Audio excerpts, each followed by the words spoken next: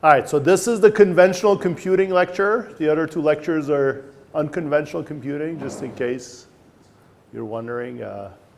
My name is Babak Falsafi, and I'm a professor of computer science at EPFL. And ACACES has a group of students with various backgrounds. This particular course will involve organizing silicon, so that I expect that you know a little bit about computer architecture. Today's lecture will be an introductory lecture, which will go over what we're going to talk about in the next 4 lectures, and also talk a little bit about metrics and workloads. It's also mostly centered around data centers and cloud computing. So data centers are infrastructure that is used for cloud computing. Cloud computing is just one use case for data center. Data centers also provide services that are used internally as a way for enterprises that run them to sell services. So, okay. So, all right, so we're going to talk about data centers. We're going to then divide this course into post-more. By the way, feel free to raise your hand in the middle of the lecture. I hope that I won't be talking for 75 minutes, so I'd like to also engage you at various levels, whatever questions you may have. And if you have questions I cannot answer, I'll try to look for the answers outside the lecture. So we will talk about post-more, because Moore's law is a trend that the computing industry has been following for several decades to miniaturize silicon. It was tokened after Gordon Moore is one of the co-founders of Intel. He just passed away recently. And this industry has been following an exponential trend for several decades. So why post-Moore? Because it's slowing down. Every exponential eventually comes to an end. So today we'll cover introduction to post-Moore servers. Tomorrow's lecture will be logic. I think the keynote last night already covered some of this, so we're going to work a little bit into that. I'm going to dive into examples of what are the things we could do. I'm not going to cover everything. And these are examples. Obviously, much of it comes from my own research, so you're going to get to see that. Then on Thursday, we'll talk about memory and storage. And then on Friday, we'll talk about networks. Okay, so those are the key elements that are needed for a server to provide service. Today, we'll talk about metrics and workloads. Okay, so I'm guessing that those of you who already looked in the slides saw this slide here, which just gives a list of what are some of the topics that we're diving into for this particular lecture today. So data center as a computer is a synthesis lecture series. I think this company is now acquired by Springer. So now Springer is printing, and most academic organizations have access to Springer. You can get a copy of this book. It's a small book. It's written by folks at Google. Clearing the Clouds is a paper that came out of my group 14 years ago that talks about benchmarking and evaluating data centers. DeadStar Bench and vHive are 2 new technologies, or benchmarking technologies that come out of academia. One from Cornell, Christina Dimitriou, she's now at MIT, and the other one's vHive, Boris Groth at Edinburgh for serverless. Okay, so why do we care about data centers? Because data centers are growing at a fast rate. And the reason why they're growing is because every time you have either a phenomenal increase in demand and the supply is sort of lacking, or you have a slowdown in supply, in the case of Moore's law, you consolidate. And consolidation helps scale, and consolidation also helps you get a much bigger return out of your investment. Data centers are growing roughly around 20% of investment a year. Storage is growing faster. It's growing at 30% a year because we're just collecting a lot of data. And the reason why we collect data is because we turn data into value. We've been collecting data since we started building data centers 20 years ago. As of 10 years ago with AI, we're turning that data into a lot of value. So AI is also helping here. Okay. What do data centers look like? So this is a Google satellite image of a Microsoft data center. I don't actually know how big this data center is, but I think that the area that's covered in the image is probably correct. It's a couple of kilometers in one dimension, maybe hundreds of meters in the other dimension. It has its own zip code. It is built where you can provide electricity, cooling, and networking. And I'm not sure if the satellite image is correct for security reasons, but you could roughly see how big it's getting. It's going to probably get into a gigawatt at some point. I've seen this grow over the years. And what this facility is just a massive infrastructure built out of super cheap components to get a return on investment. It's just an economic model, that's all it is. It's not a technological wonder. I mean, there are issues there that are technologically interesting. For example, how do you handle computing at such a scale? We never knew that before we started building data centers. Academics certainly didn't know that. People in industry who started building them started running into these kinds of problems, right? But these are basically super cheap computers, massive number of super cheap computers are connected together. The connectivity is interesting because we're getting microsecond latency from one server to another server. And if those of you who know about roughly latencies of computer components, that's already much, much smaller than your own access to your flash. Whether the flash is sitting in a server board or whether its flash is sitting in your cell phone or laptop. Okay, so you can get micro-7 connectivity on the wire or on the fiber, okay? And that's faster than what you can get to your own flash. So that changes the way we build computers. And we talked about the physical limits. It's electricity, cooling, and networking. So when I started looking at data centers about roughly 15 years ago, everybody was working on these. Okay, we're going to build this ginormous ones. There are all these big companies out there like Google, Amazon, Facebook. They're building big ones. And that's really where the interesting stuff is. And since then, there's been a spectrum of data centers that have emerged over the years, right? We still have the big ones. But for a number of reasons, and this could be digital sovereignty, which means that I don't want to give all my data away. So we built data centers that are closer to the user. Those are called the edge data centers.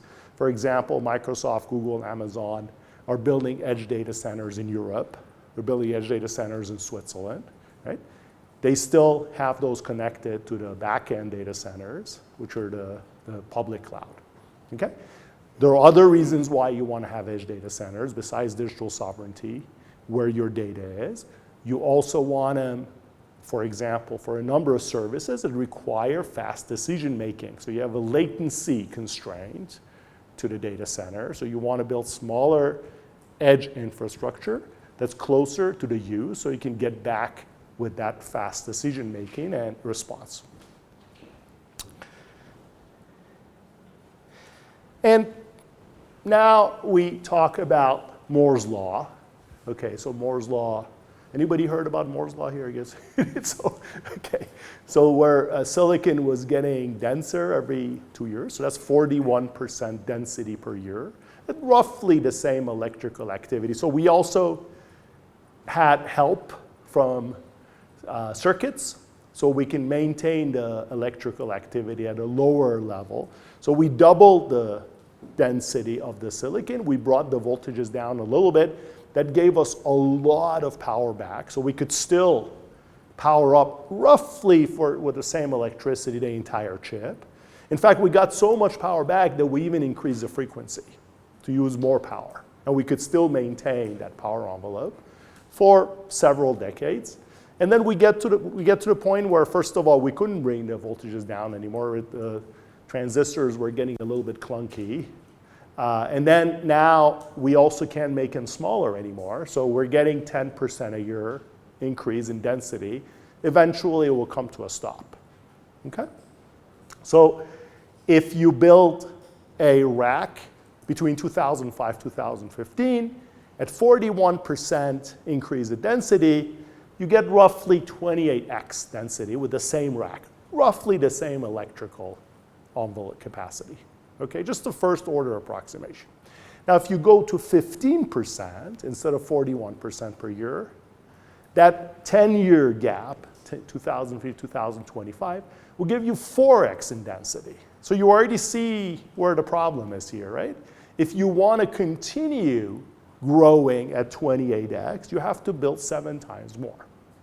And the 7 times more has a lot of implication. Of course, there are things we do to stop it from getting 7 times more. And those are the things we'll learn in the next 3 lectures. We're going to talk about ways in which we can contain this. But everybody knows that just because we can contain this doesn't mean that we'll build less. In fact, people have done research and shown that if you make highways a little bit wider, more cars will come. Okay, so there's always demand for more computing.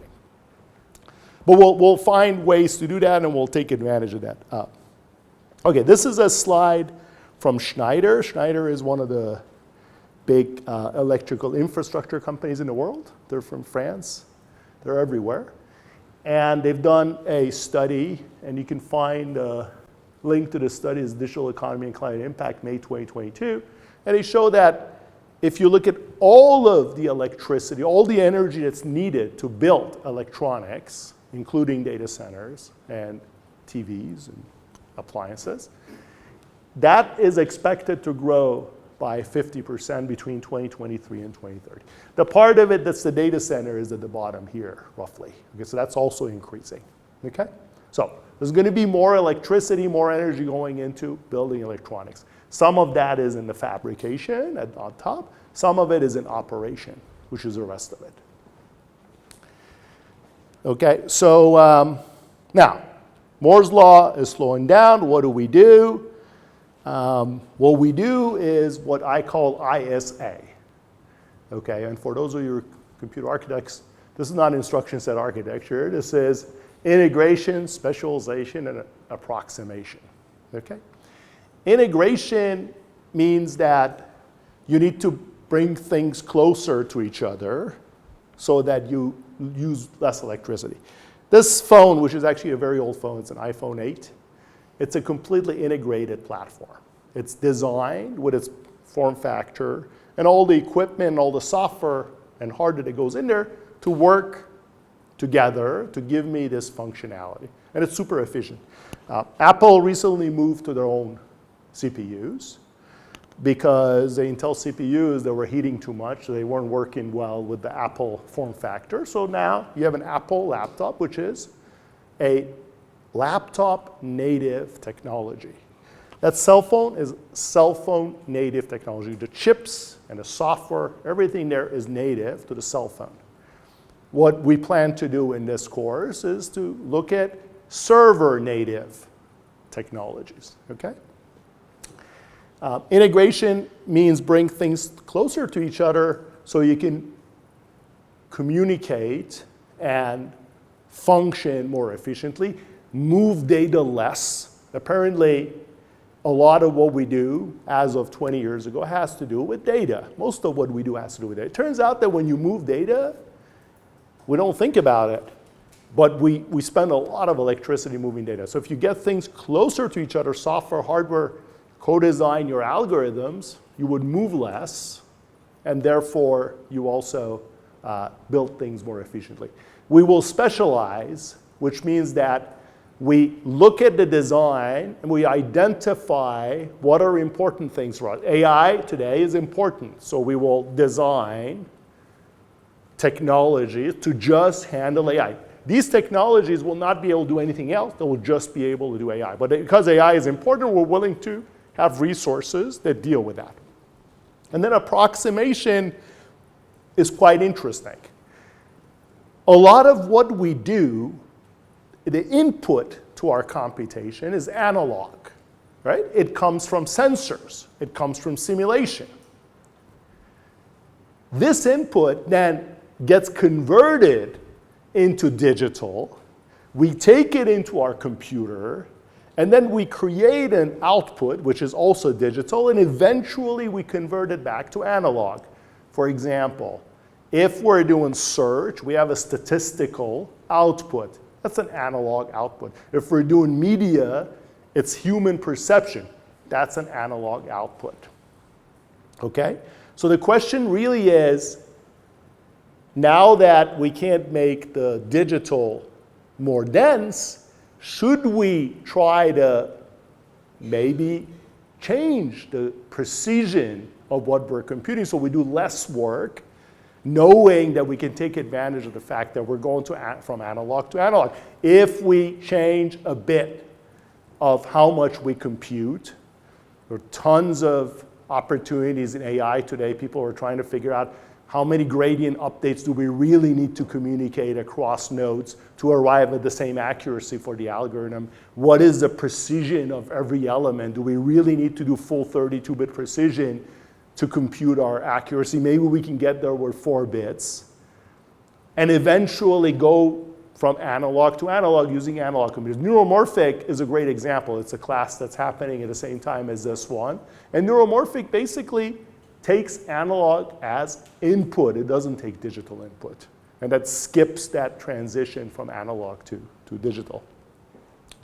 So we'll talk a little bit about that. Okay, so post more servers. Any questions about data centers until now? Are we good? Yes? Approximation is a great idea, but at the end of the day, are the programmers responsible for identifying the approximation threshold, or is the system going to automatically do it for us? That's a very good question. Right? How do we bring in approximation into computing? And the answer is that we have no idea, but what we're doing today is that we're applying it already in AI. So the AI community, including my own group, we're in search of what are proper numerical encodings for AI, because large language models have phenomenally high computational requirements. Neuromorphic is the example I gave, is another example. Neuromorphic allows you to learn on analog input. That's a domain-specific application. AI for large language models is also a domain-specific application. I don't think we really understand how to bring analog into digital in a general way. But it's a very good question, and this is something we should definitely research. Does that answer your question? Yes. Okay. We know some things also that don't work. For example, a digital computer, a von Neumann computer, has a control path and a data path. Approximating the data path, because it impacts the accuracy of what you're computing, is something we can do. Approximating the control path doesn't work. So there are people 10, 15 years ago tried to build approximate digital computers, and it was a negative result, and one of the main results of this research was that approximating control path doesn't work. So if you have a von Neumann computer, most of your power is going into the control path. Saving a little bit on the data path doesn't work. But if you take systolic arrays where the control is tiny, and the data path is most of where your electricity is going, approximating data works a lot, works miracles. Okay? We'll talk a little bit about that as well. Any other questions? Okay, so here is what at a very high level, what your server does inside a data center. Okay? It's a very simple picture of a server. All right? But that's basically what it is. most of your investment in silicon is going into what's called memory. Does anybody know why most of what we put in the data center is memory? Yes? We want DRAM to be capacitive, and that makes it expensive to switch. We want DRAM to be hosting our data, because what is important in a data center, the word data. Before data centers, when I was a bachelor's student, we had compute centers. And the important thing there was compute. But today we have data centers, and the most important thing is data. That means that you're investing a lot of money to host data. All this infrastructure we're building is there to host it. In fact, most of the money is going into hosting and attracting as much data as possible, because data is money.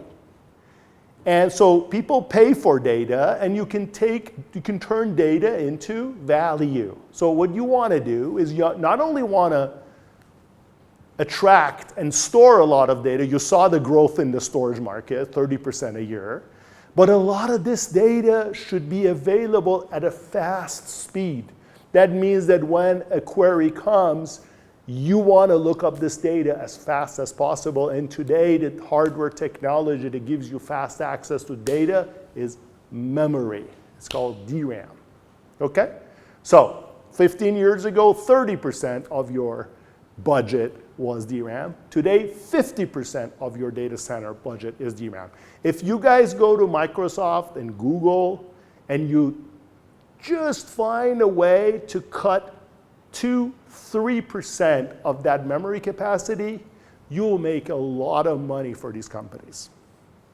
You will become a corporate vice president in no time. Okay? And by the way, a lot of it is wasted. So we'll talk about that in lecture 3. We'll talk about how this memory is 50% wasted today in data centers. So which basically explains that there's a lot of opportunity there. You could do a lot with this, right? Okay, so you have these CPU. Nobody really cares about the CPU. Do you know why nobody cares about the CPU? In fact, Intel and AMD in data centers, they're in the business of selling memory, not CPUs. Does anybody know why? Because the data is sitting in memory. Everybody wants to get to the data, including the network, including all the crazy accelerators we're building, the GPUs, TPUs, and whatever PUs you can think of. Everybody wants to get to the data. And the CPU is just sort of sitting in the middle. There are things that the CPU can do, but the CPU has reached its limit of what it can do because it's not getting denser. So the only way to get denser is finding other ways of redoing this server blade and getting to the data. CPU is in the middle. Today, it's holding the gate. You have to go through the CPU. You have to go through the operating system to get to the data. So you have the network. You have the disk. The disk is mostly there to keep stuff around, but you don't really use it as a way to access data online. Okay? So this is what a scale-out data center is that you configure as much memory as you can in a standard form factor for a blade server. A server is a form of a blade. There are standards for building servers. There's an association out there called the Open Compute, and they have standard form factors for blade. You buy up to a certain point of memory, and then you configure the rest of the blade around this memory, and then you scale out. That means you build another blade, and then you build another blade. Why not have more of these in the same board and build a bigger board? Why do you build this small form factors for blades? Yes? Because energy consumption, yes. So there is a sweet spot for how much electricity you want to deliver to the board. Beyond that, your electricity distribution network gets more expensive. But more importantly, You're building for a sweet spot of memory capacity. Okay? Memory also follows the Moore's law, and memory is now saturated in how much denser it can get. So you build, if you want to buy more expensive technologies to connect memory together in a bigger board, that increases the cost of your board super linearly. It's not a linear cost income. So cloud companies, data center companies, they're really going after the money. Cloud is an economic model. How do you build massive services super cheap? So there's a sweet spot for everything. There's a sweet spot for that CPU cost. Intel and AMD, they have various CPU products. They vary in cost. The fastest and highest performing CPUs are a lot more expensive than the sweet spot CPUs. Intel noticed 15 years ago that they're losing their customers for the expensive CPUs because big companies like banks, insurance companies, pharma, they're no longer building their own computers. Enterprises are no longer building their own machine rooms. They're going to the cloud. Cloud goes after the sweet spot of the CPU, which is the cheaper CPUs. Okay? So this has to be a super cheap building block. That's the goal of building data centers. Okay? Any questions about this? Yes? But a lot of this, you have some applications that they have to be super, I mean, the process should be kind of a super reliable system. And those CPUs that have kind of, let's say, I mean, I'm more speaking about the downtime of the system. They should be kind of minimum. And that's kind of contribute to what you were saying about the sweet spot cheap. Right, and when you go to super cheap components, reliability drops exponentially, right? So these companies, Google, when they started building this 20 years ago, they figured out that when they go to cheaper building blocks, reliability drops dramatically. So they had to find a way to handle reliability from the beginning, from the first day. Putting together 5,000 of these cheap computers, they had to handle reliability. What was their solution to reliability? Redundancy and software. So, has anybody heard about RAID? Is a technology in storage. What does RAID stand for? Yeah, so RAID is a redundant array of inexpensive disks. So Dave Patterson and Garth Gibson at Berkeley figured out that instead of building super expensive large disks, which IBM was at the time selling, which are super reliable, you can build really a big array of crappy disks. At the time, those disks were going into personal computers. Personal computers had these crappy disks, and nobody cared about the super cheap. And if you build a redundant array with parity, with error correction, you not only scale in performance, you can also provide the same reliability as the big disk and basically wipe the big disk out of the business. The big disk business went immediately out. This is a redundant array of personal computers. This drives the supercomputer out, basically. There's no need to build.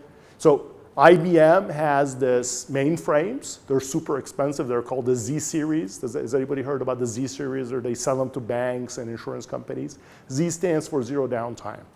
So when the computer detects error inside it, at some point it dials a number, sends a message, somebody shows up with a bag, with a board that is new. While the machine is running, without taking the service away, you can take the board out and put in a new board and the machine still runs. But you're paying a huge price premium for that and it doesn't scale. The cloud companies are offering their own, providing their own service, so they built a software technology around this massive array of personal computers so that you can deliver the same fault tolerance as the more expensive computer. That pushes the expensive computer out of the picture. That was a very good question. We won't talk about fault tolerance or reliability in this course. So, Surprise, surprise. The server that you're using in these data centers today is the personal computer of the 80s. In fact, it has exactly the same smell, act, and feel, both the operating system, the I/O, and the server organization itself, as the personal computer I was using when I was a master's student. As a master's student, I had a personal computer. I was running Linux on it. It was Debian. It was Red Hat. It was the first release of these Linux operating systems. Same exact thing, okay? So in this server, the CPU is king or queen, and it owns the memory. And the reason is that in the personal computer, you're running software, and that software is mostly running in memory. Every once in a while, you have to send an email, you talk to the network, or you go to the disk, okay? Most of the time, even in the 90s, early 90s, you wouldn't go to the disk because you went to the disk, it would be too slow. So you try to keep everything in memory. You would switch from one software to another to do multi-programming. But that was the organization of this computer, okay? The OS moved data back and forth from the network, from the disk, and you had these legacy interfaces. There's this thing called the I/O bus. It's called PCIe today. It's the same exact I/O bus. Hasn't really changed. The operating system followed abstractions. Operating systems are all about abstractions. Without abstractions, you cannot build an operating system. These abstractions are standardized. They're called POSIX. It's the same exact abstractions that we have in Linux and even my Mac OS today. And now, fast forward, 40 decades. Sorry, 40 years, 4 decades, right? And you have fragmented silicon in your network card, because your network card is a SmartNIC. It has its own CPUs. It has its own memory. Flashes have embedded DRAM. They have embedded CPUs. Your accelerators, your GPU, your FPGA, they have their own logic. They have their own memory, right? So this fragments the silicon. And now when you want to access that data, you have to go to CPU, say, CPU, can I please have this data? Yes, take the data, go over to your GPU, compute it, put the data back so that the network can get it, right? So this is the 80s desktop, late 80s, okay, 33 megahertz CPU, 250 nanosecond DRAM. It was running Windows, eventually various flavors of Unix, and the focus was multi-programming memory. This is your Blade server today. Instead of one CPU, it has 2 CPUs that are connected to each other. They're connected to DRAM. And then you go over to this PCIe, the I/O bus. You access the NIC. You access the disk. It's a 2 gigahertz CPU, not a 30 megahertz. So that's orders of magnitude faster. The memory is only 5 times faster, but it's a lot denser. It's a lot more capacity memory, but only 5 times faster. And Linux is your operating system, it's the same operating system. And now if you glorify this, you get into this structure where you have these NIC, which has its own CPU. The Mellanox Bluefield has 32 out-of-order cores, ARM cores.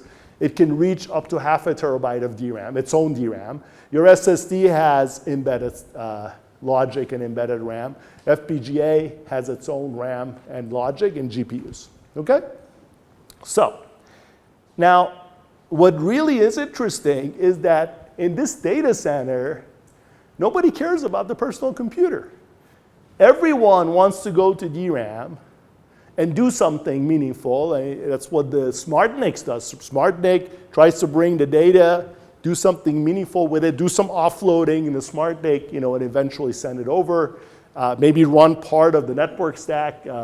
Your GPU is computing on the data that's really sitting in the CPU memory. There's very little data sitting in the GPU memory, and once you have data in the GPU memory, you can't even do anything with it. Once you compute it, you have to put it back in the original CPU memory. So you have this bottleneck here. Everybody wants to get in there. And fragmented silicon. And the OS and the CPU are in the middle. And what you really want is a division of control and data plane, which is something we have in networking. It's a networking concept where the control plane is a set of resources that are allocated so that the data plane can actually get work done, right? You have the same thing here. The CPU and OS give you access to data. They give you a view over memory. You cannot access all the data. You have protection. So every access has to come with its own protection. Once you have that, then the accelerators can go and do all the work. The NIC can get in. It can access memory from the outside without having to interfere with the CPU and the OS. And it eliminates the silicon fragmentation. Okay? So what are we doing in this course? Is that, well, today we're going to talk about metrics and workloads. Lecture 2 will be logic. That's all the red stuff here. Lecture 3 will be DRAM and a little bit of storage. And then lecture 4 will be the network. How do we build these so that they're server native rather than the personal computer that we have today? Because the writing with Moore's law is on the wall. You need to bring these technologies together and build them ground up for servers. Okay? Any questions? Okay, so let's dive into metrics. So what are metrics? Well, before we build something, we need to find ways in which we can measure what we want to build so we can identify whether what we're building is better. Something has to be better from where we started, right? So what are metrics? What are metrics for computer design? Yeah, so performance is measured in what? Throughput. Okay, throughput is important. Latency is important. What is the cost is important? These are all good. Let's go one by one. Throughput and latency are related. How are they related?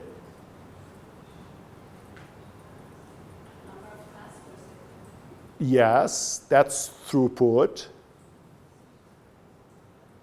So if you make things faster, throughput will also go up. But you can also increase throughput without making things go faster if you have more things working in parallel. So parallelism helps with throughput without changing latency. But if you make things go faster, so because of Moore's law, we can't really make things go faster anymore. So latency is sort of becoming a game that we can't really play. Throughput is a game we can play because we can always do more work in parallel. If we have more resources at the same speed, each resource, we can still increase throughput. Are there requirements from the user about throughput versus latency? Yes. What kind of time? Okay. Yeah. Right. So cloud providers have a contract with advertising companies. You know about this? Right? So when you buy, so Google and Facebook, the only income they have is selling ads. They have absolutely no other income. Did you know that?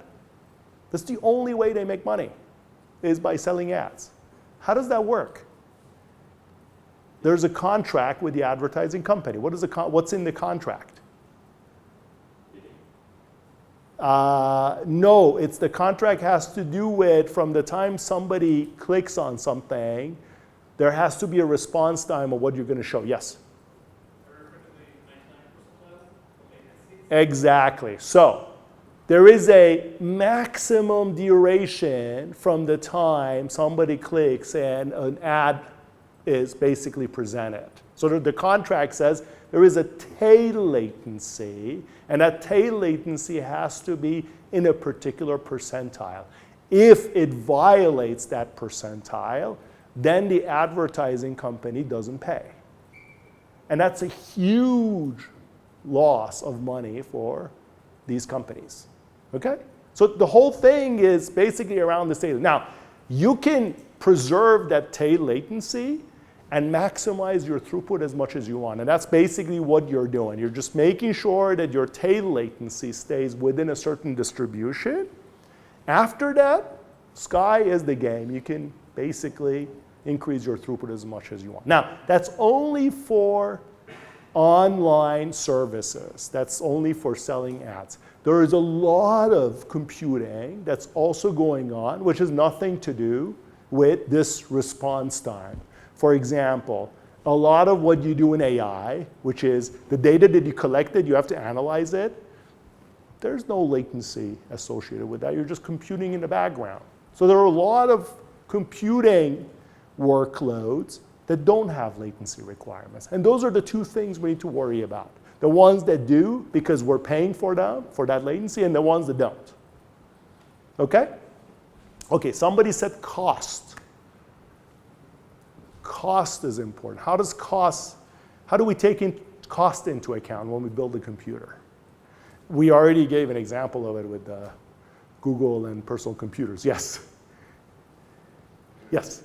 Area is your capital expenditure, and power is your operating expenditure. Yeah, so you have CapEx and you have OpEx. CapEx is what you're paying for the merchandise to put it to assemble it together to build the facility, and OpEx is the money you're paying to run it. And today, unfortunately, electricity is super cheap. Water is cheap. It shouldn't be, but it is. There's no water. We don't have water markets. If we have water markets, the world would be a better place. But we don't have water markets. So these are cheap, so nobody really cares. You use as much as you can. But human operators are expensive. So a big chunk of OpEx is in people who are running these facilities. CapEx is important. And I don't know how many of you attended Carol's course today, but she's presumably covering this. And part of that cost is another thing that we don't take into account besides electricity and water is what?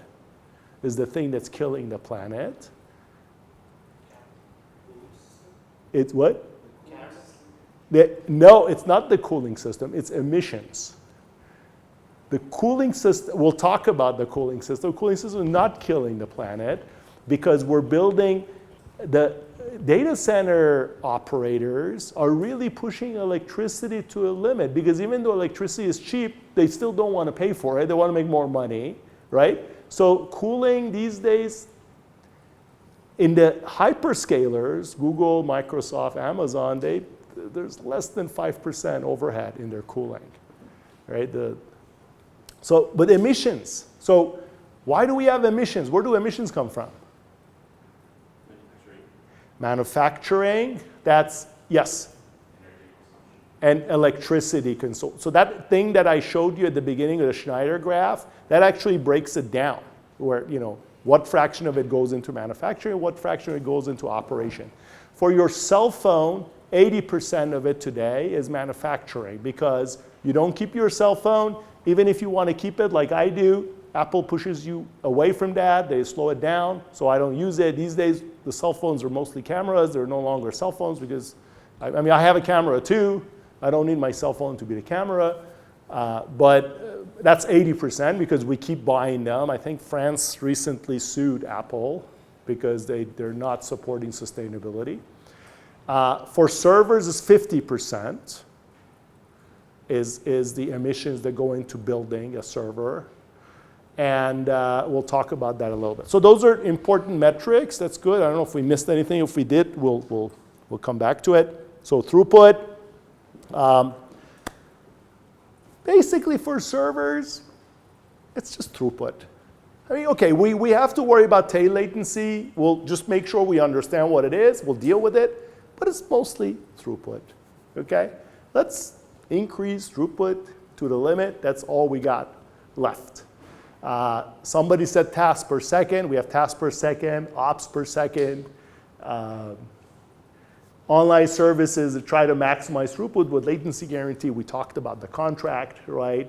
For microarchitectural studies, IPC, for those of you who've done a little bit of microarchitecture, is instructions per cycle. That's throughput.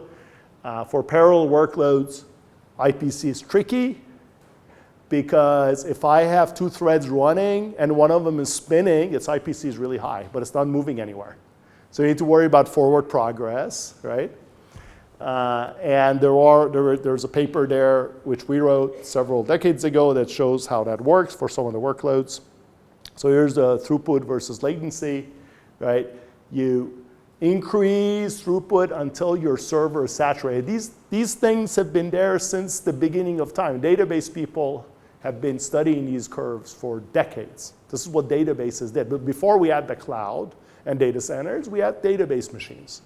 And those were the only commercial use cases of servers or databases. And databases have this behavior where you push throughput, you support more and more customers until you get to the point where you saturate. Actually, when you saturate, the curve dips a little bit. It doesn't go clearly. It doesn't level. It actually dips. Do you know why it dips when you push it to the limit? Throughput actually goes down if you give more customers at some point. Yes?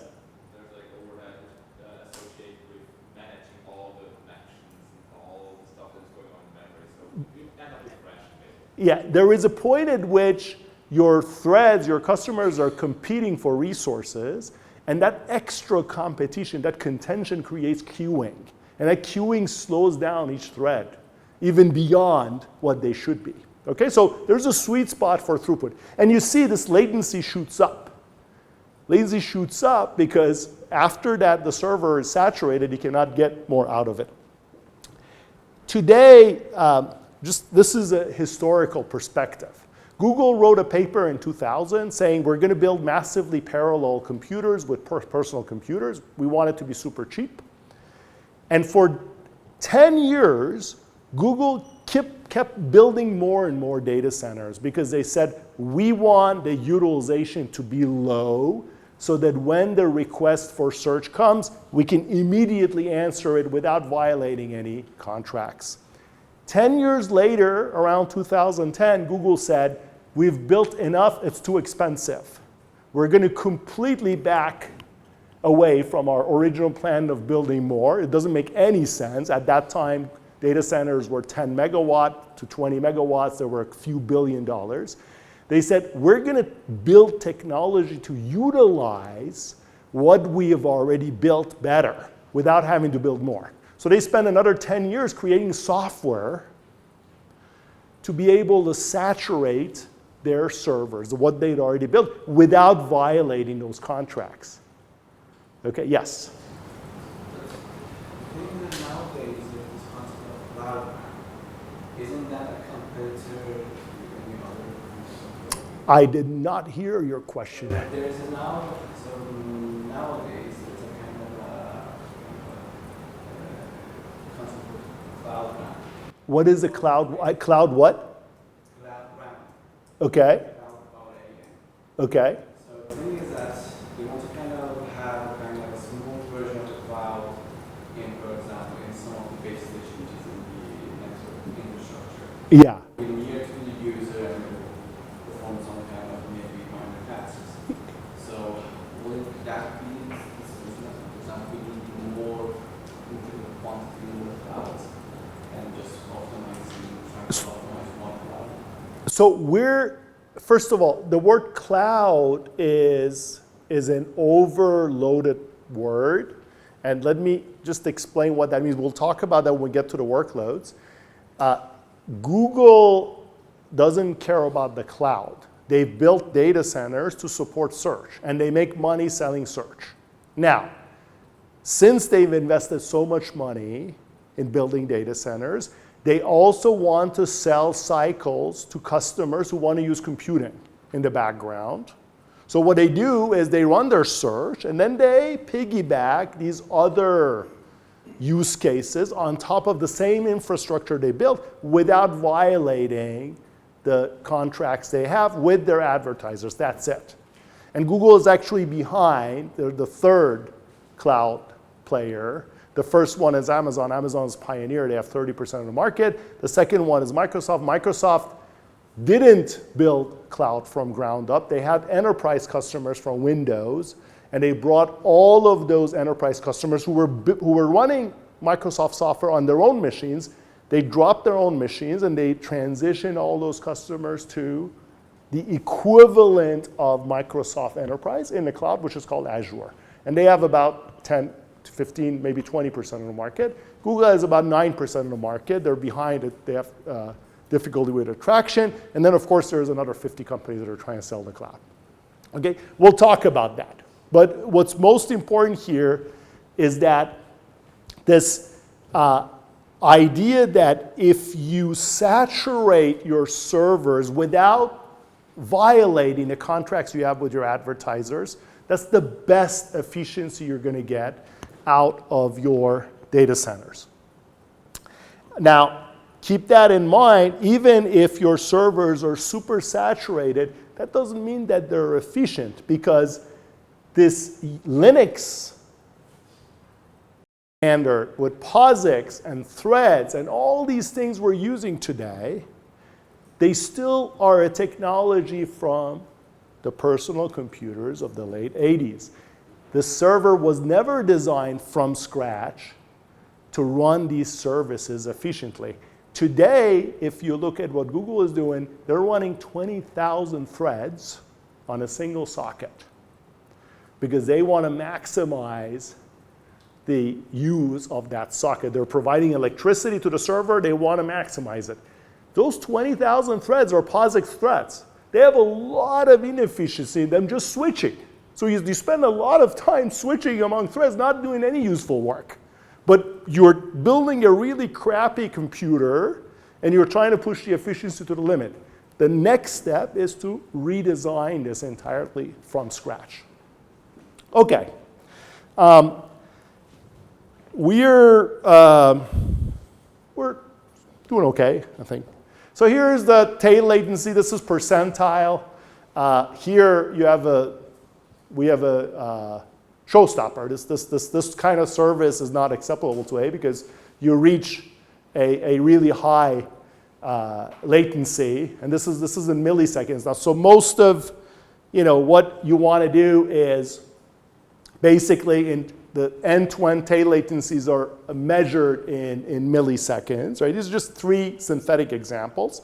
This is one where you can tolerate up to 90%, and the minute you push it beyond 90%, it starts shooting up to 10 milliseconds. And here is one where you're really doing well, right? It's a use case where you can push up to 99.9%. You could just keep pushing these digits to the far right. Tail latency is also a function of not just a single server and how well that server handles these contracts, but you have thousands and eventually 1 million servers that are providing a service.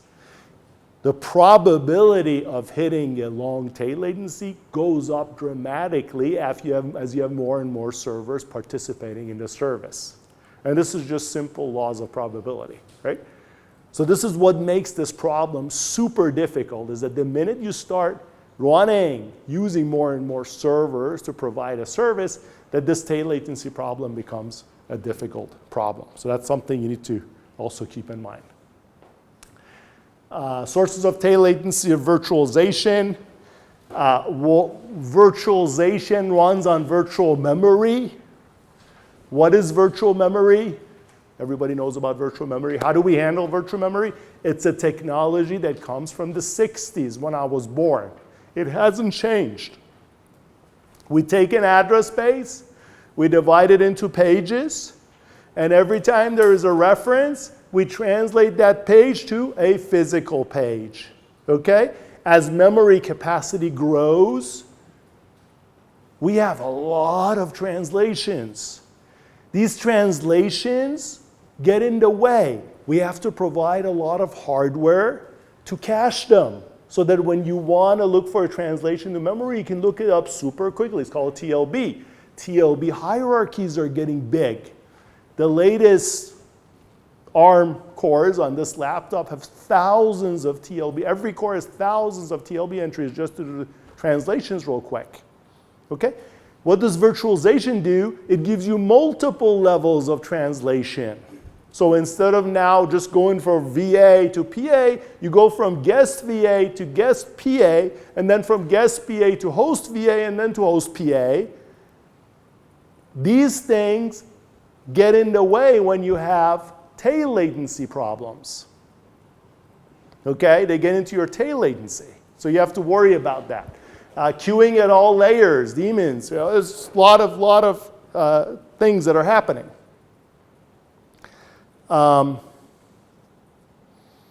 Okay, power. Do we need to talk about power? Everybody knows power is a problem.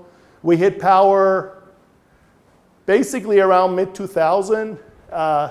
There's a beautiful story around this.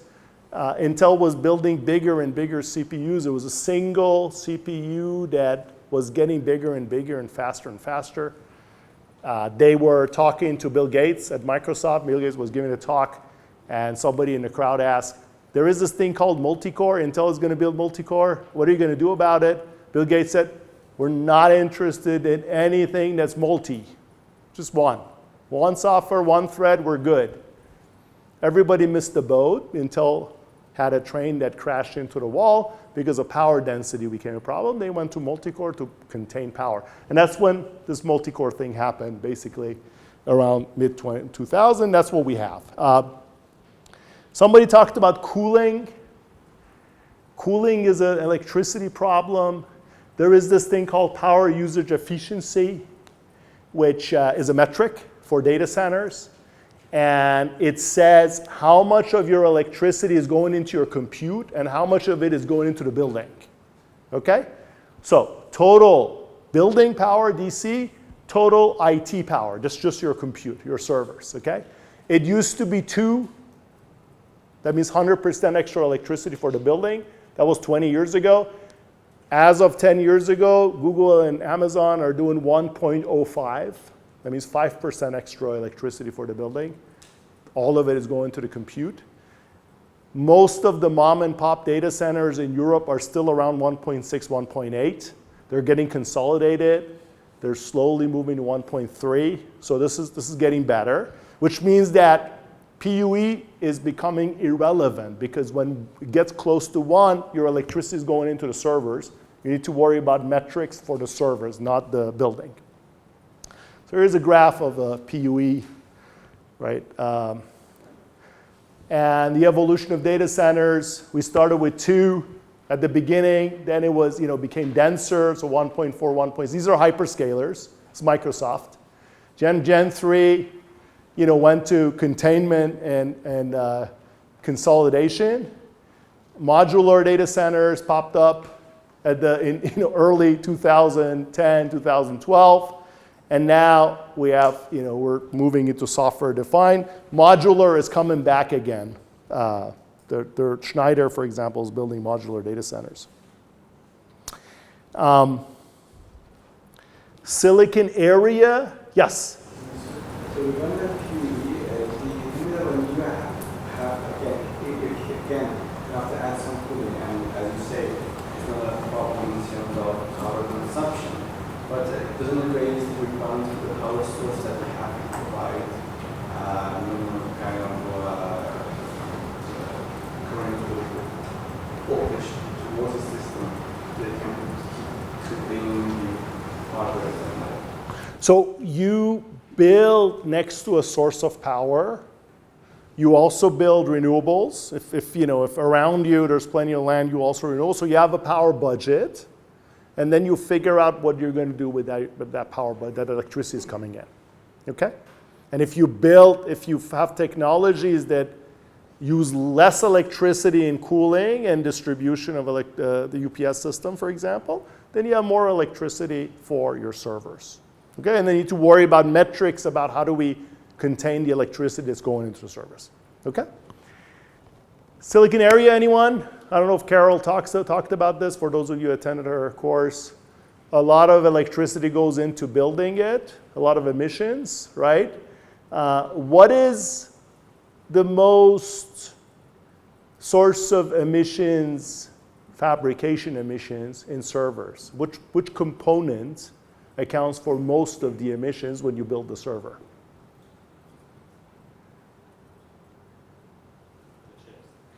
Which type of chips? No, it's memory.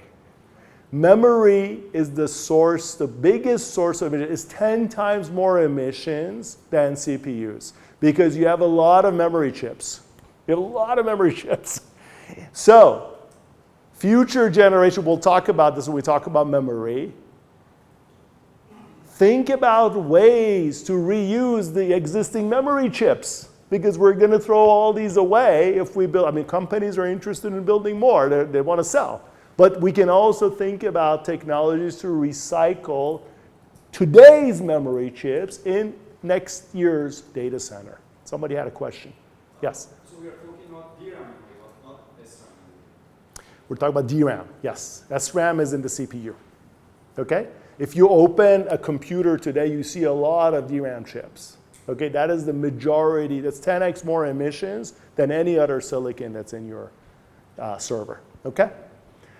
And there are two opposing trends. Intel is going to larger dies, AMD is going to chiplets. Larger dies, on the one hand, you have more accelerators because Moore's law is pushing you towards accelerators. You need to have, chocolate, vanilla, strawberry, pistachio, whichever your customer wants. It has to be on the die, but you're not necessarily going to use it. And then chiplets, well, it's better. It's more cost-effective, less emissions, but also super, super cheap because smaller dies cost less to make. The yield is better. And area is also a good proxy for power. If you're computing and you keep the die active, the area is also a good proxy as a metric for power. This is a study we ran in my lab recently because we had a rack of servers from 2012. I'll show you results on this rack of servers, one of the papers we studied. And we have to throw them away at EPFL because the power supply units are no longer available. The servers are working fine. We can use them for our lab, but we have to throw them away because power supply units are no longer available, right? So we did a study where we said, okay, let's take a web server, which is one of our benchmarks, and run it on 3 generations of Intel processor, Intel servers. And for each generation, we take Ice Lake, which is the latest generation, right? And we take a rack of 10 servers. And now, for Ice Lake, we find the equivalent of Skylake and Haswell, which are older generation processors. How many servers do we need of each of these products that give us the same throughput as the Ice Lake? So you see, if I look at Ice Lake and how much emissions, how many servers I need, how much emissions went into fabricating those servers. If I go to Skylake, I need more servers, more emissions, and Haswell, a lot more. Haswell needs also 3x less in throughput, so I need 30 servers instead of 10 servers for Haswell.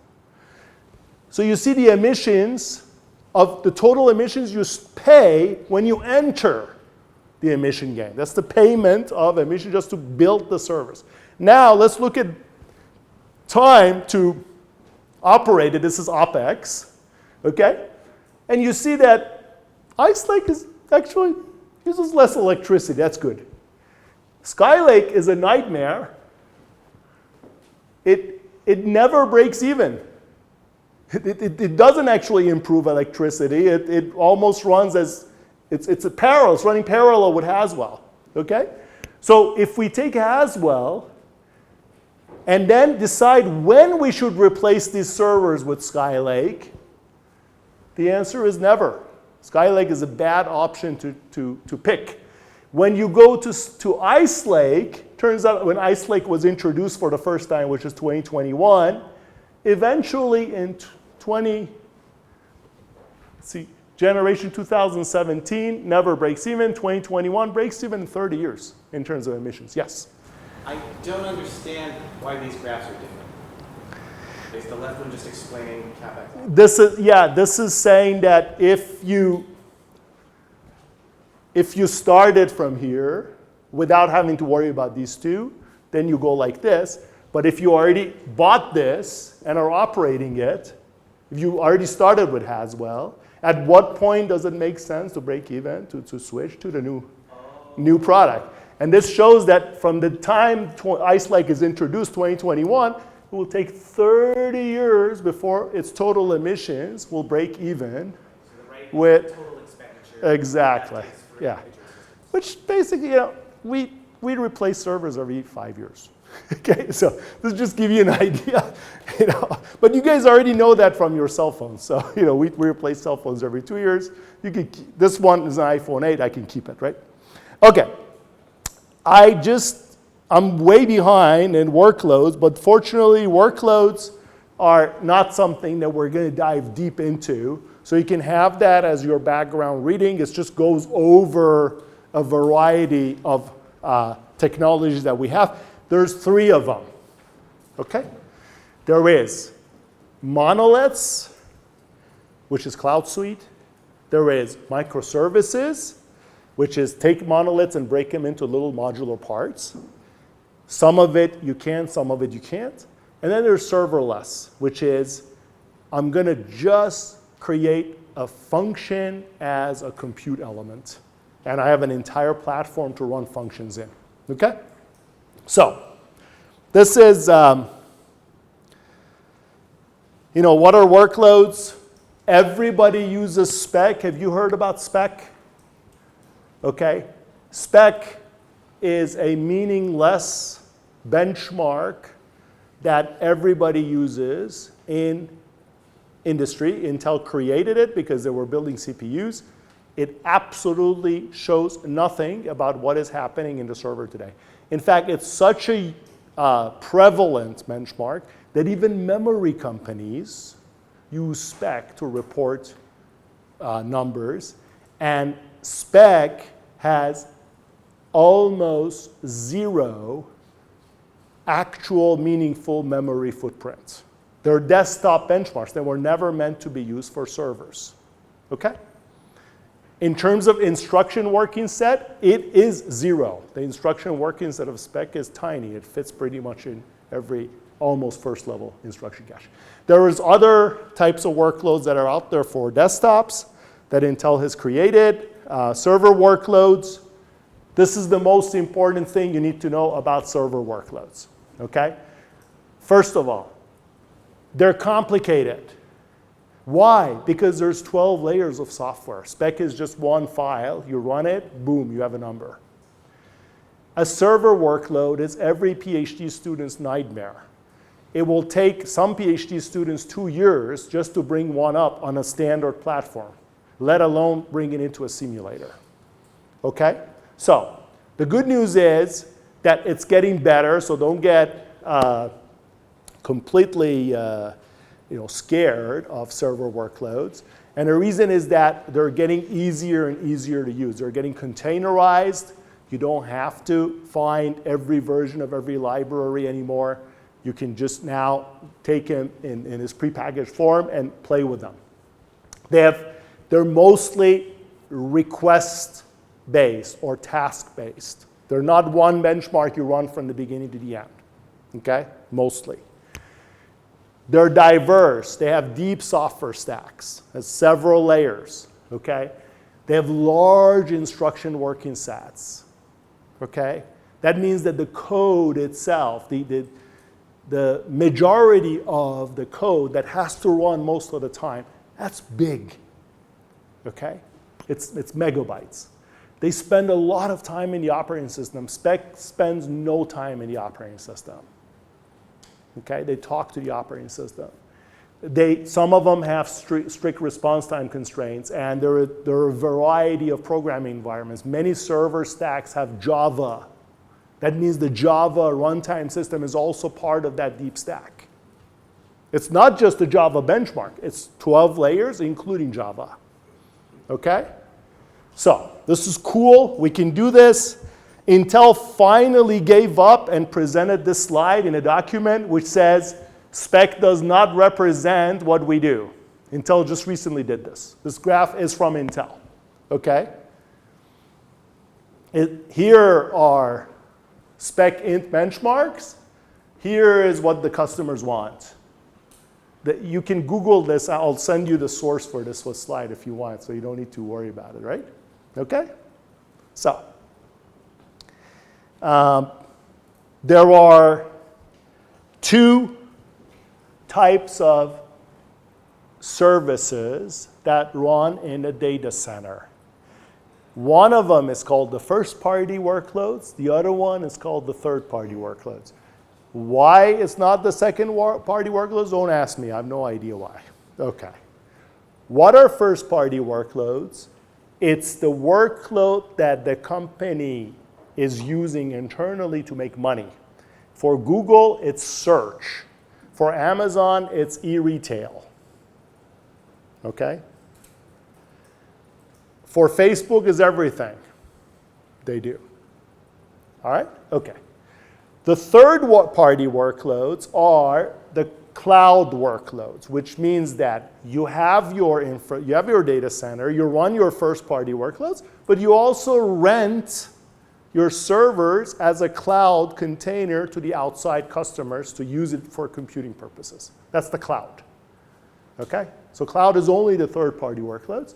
First-party workloads could be monoliths, that's Cloud Suite, which a benchmark suite that's out there you can use, or Death Star Bench, which is from MIT, from Cornell, that's microservices. Third-party workloads are just virtualized container workloads. You can buy a container from Amazon today or Google, run your benchmark in it. It's your benchmark, it's not theirs. Or you could use serverless, which is the new form of computing that's coming. Okay, Cloud Suite basically was introduced around 14 years ago. It was the first version of it. It has analytic and online services. Online services have a tail latency requirement. The analytics don't have a tail latency requirement. And there are various performance metrics that are of interest when you run Cloud Suite.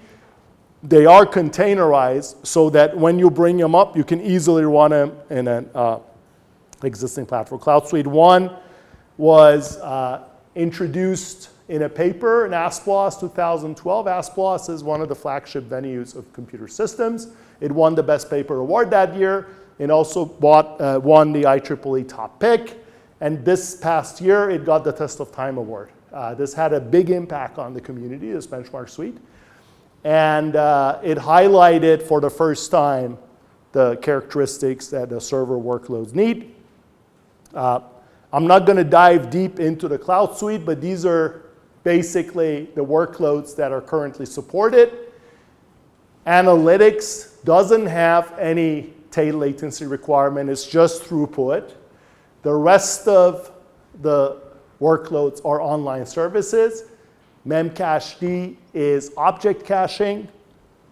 Object caching is a super interesting service because you use your neighbor's memory as a cache for yourself because it's cheaper to go over the network and talk to your neighbor's memory than to go to your own flash. It's like cuckoo nesting, right? So Memcache is a service everybody runs, and it's super simple. The application logic is just a hash table. That's it, right? Data serving is basically OLAP. It's online transaction processing. Media streaming is media, video. Web search is an internal embedded search. It's the little search window that you see on a website. When you go to a website, you go to a HiPEAC website, there's a little search window. That's web search. It's an embedded search. Okay, it's not a Google search. And then web serving is basically a web server. That's it. So that's Cloud Suite. We can go, if you have any questions about specific workloads, I'll be more than happy to answer them. You can also go to our website and ask a question. Then there is microservices. And does anybody know about Death Star Bench? Has anybody heard about Death Star Bench? Okay. Do you know why they call it the Death Star?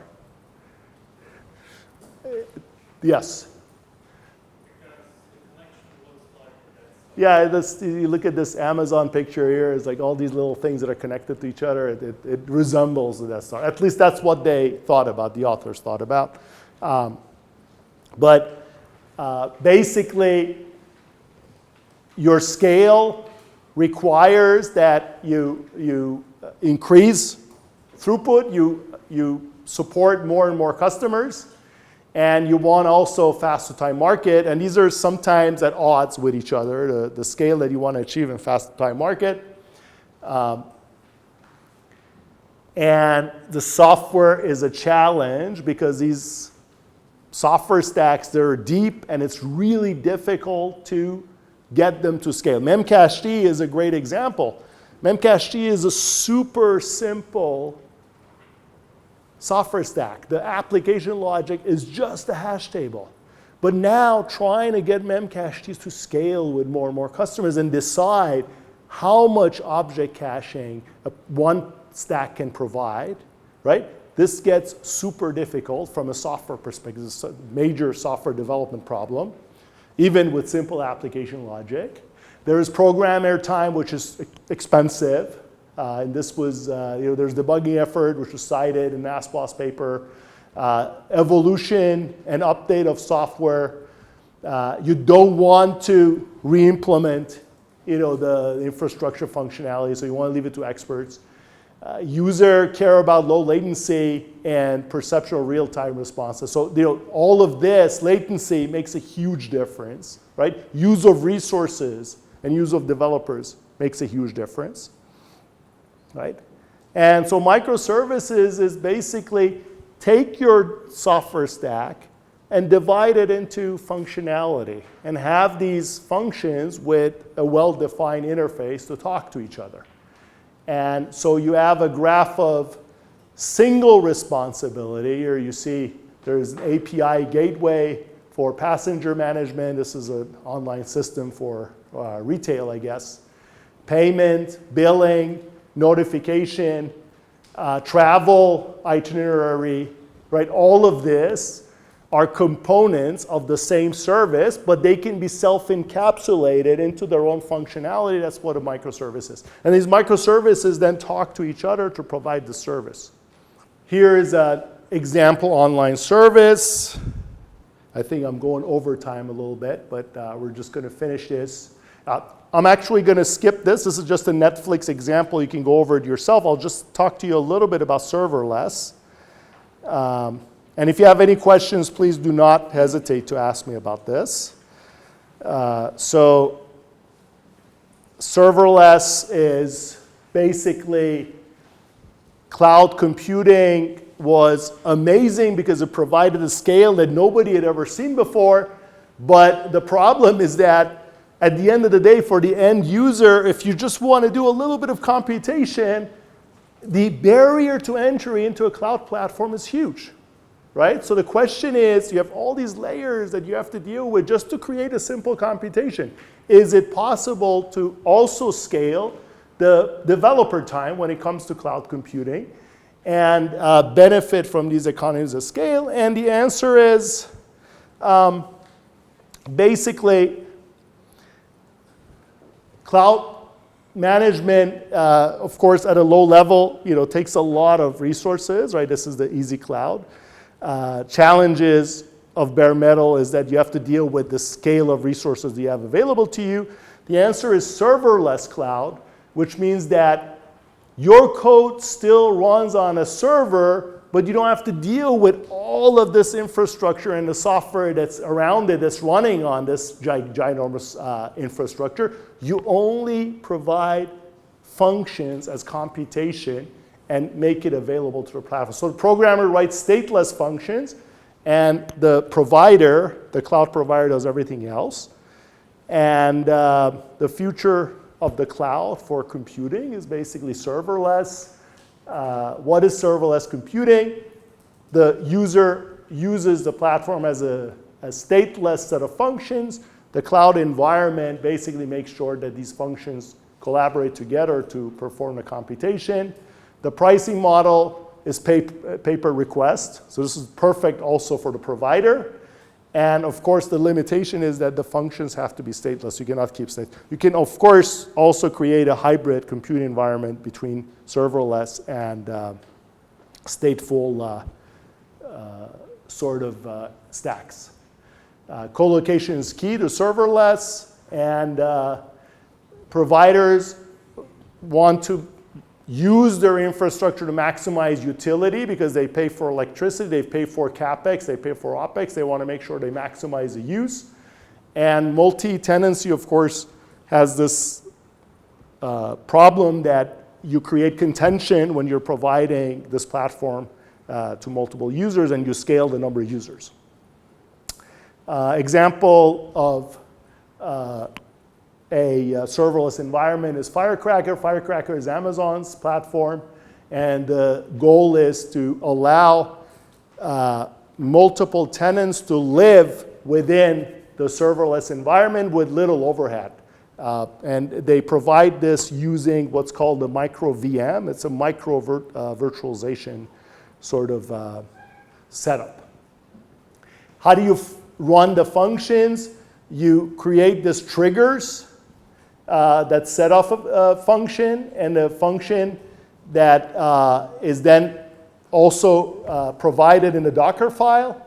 The provider uses orchestration to make sure that the function is deployed, and functions themselves scale up and down based on demand. vHive is a completely recent set of benchmarks that is academic. It's from University of Edinburgh. You can go to their website, download them, and use them. There's sub-millisecond execution times. They provide already over 1,000 functions on a server. There is VM support for containers. It's a great environment to play with. So those are 3 classes of benchmarks that are running in the servers. We're not going to talk about benchmarks for the rest of the course. So they're just examples of classes of benchmarks. But when we show designs, every once in a while they'll pop. Okay? Are there any questions about benchmarking, which was the last part, about metrics, anything about data centers? I'm here throughout the week. If you have any questions, don't hesitate to talk to me. I'm your data center guy. So, okay? All right, see you tomorrow.